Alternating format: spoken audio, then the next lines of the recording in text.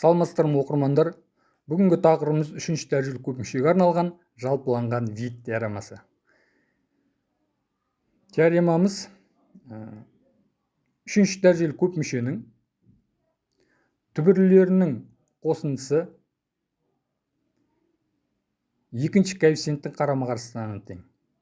Яғни пи болса, екінші коэффициентіміз минус пи болады. Ал жұптап алынған түбірлерінің қосындысы үшінші коэффициентке тең болады. Үшінші коэффициентім бұл жерде q, яғни q-ға тең болады.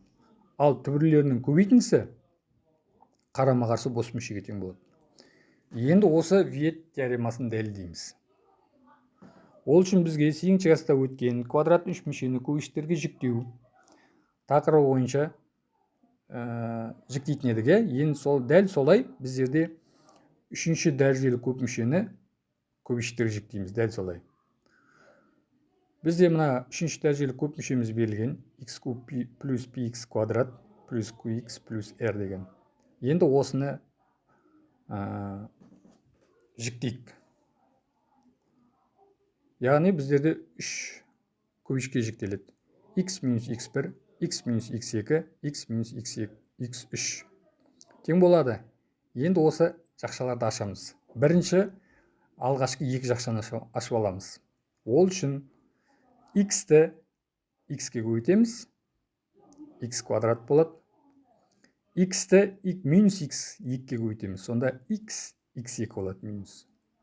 Енді минус x1-ді x-ке көбейтеміз, сонда минус x x1. Минус x-імізді минус x2-ке көбейтеміз, плюс x1 x2 болады. Міне енді біздің алғашқы екі жақшамыз ашылды.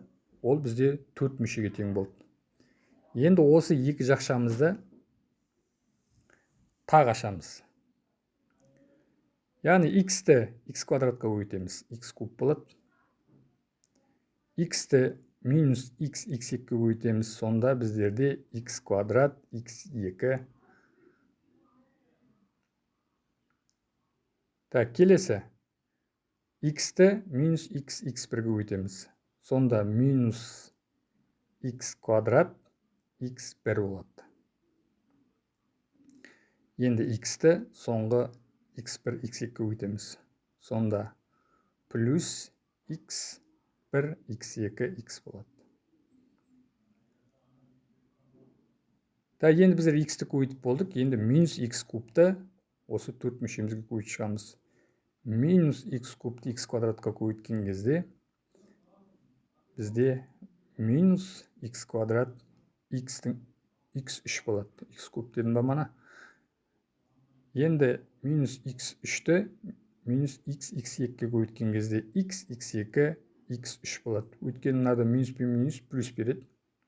Минус x3-ті көбейтеміз минус x x1-ге. Сонда минус пен минус плюс болады. x x1 x3 болады. Енді минус x3-ті көбейтеміз плюс x1 x2-ге. Сонда рет-ретімен плюс пен минус болады. Минус x1 x2 x3 болады. Жақсамыздың барлығы ашылды. Олай болса енді топтаймыз. Бірінші x кубтың өзін жазып аламыз. Сосын x квадраты бар өрнектерді бөлек топтаймыз. Олар бізде минус жақсын сыртына шығарып жібереміз. Сонда бірінші x квадрат x2 плюс x квадрат x1 плюс x квадрат x3. Минусты жақсын сыртына шығарып жібергесін жерде бұл жердегі минустеріміз плюсқа айналып кетті. Плюс енді x барларды бөлек топтаймыз. Ол бізде x1 x2 x плюс x1 x2 x плюс x x2 x3 плюс x x1 x3. Жақсын сыртына x шығарып жібереміз. Минус x1 x2 x3 соғын жазып қоямыз.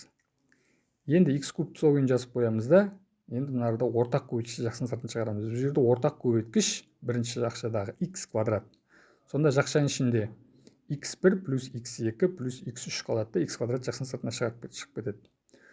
Келесі екінші жақшада x-терді жақсының сыртына шығарып жібереміз. Бұл жерде ортақ көйткіш x. Сонда жақшаның ішінде x1 көбейтілген x2 плюс x2 көбейтілген x3 плюс x1 көбейтілген x3 қалады. X-іміз жақсының сыртына шығып кетті. Минус x1 көбейтілген x2 көбейтілген x3 қалады. Осымен теорема дәлелденді.